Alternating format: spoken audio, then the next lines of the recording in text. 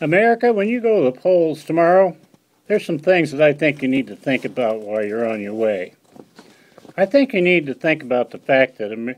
Obama deserted the American people by squandering his first entire term on a medical plan that does nothing but cost us a bunch of money, plus take away our freedom to choose. He deserted Americans who couldn't feed their family because there wasn't any jobs. Obama created jobs. Almost 70% of them don't even pay above the poverty level. Where's the jobs? They're all in China.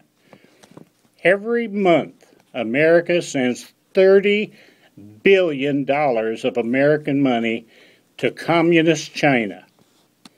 Wasn't too many years ago that it was an act of treason to have in your possession a Cuban-made cigar because it was made by communists. He deserted the Americans that couldn't pay their mortgage due to unscrupulous business practices that made their houses worth only half of what they owed on them. He'll brag about his mortgage release, but when did that come? Right after you had already lost your house. But he didn't skip a beat to bail out Fannie Mae and Freddie Mac, did he?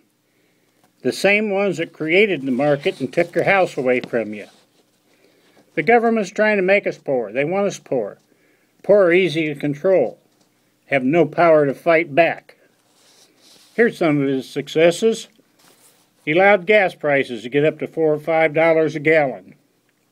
Another false market created by big business people. He succeeded in terminating the ability for aging Americans to get lower costing drugs outside of the U.S. He succeeded in getting the American credit rating lowered, and more is being threatened. He succeeded in keeping the interest from banks on our money that we're saving for old age at zero. He claimed he killed bin Laden. Did he? There's so many holes in that story, it won't hold oatmeal. A man of no respect to any American showed no qualms of showing videos of him murdering and executing Americans that they captured. And what does Mr. Obama do? He gives him a hero's burial at sea, so there's no proof one way or another.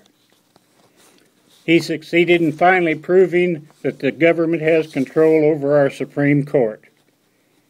Obamacare is a tax? Hey, Supreme Court Justice, why am I paying my taxes to AARP? I challenge every American. Read the Constitution. There's an app for that. You won't find anything in there that allows Americans to be forced to do much of anything. Mr. Obama, you didn't deserve our confidence in the first place. And you don't deserve a second chance to oppress and bleed America. You're not a friend of the American people, only to the leaders of the Democratic Party and big business. I don't care what your birth certificate says. No true American would do this to another American.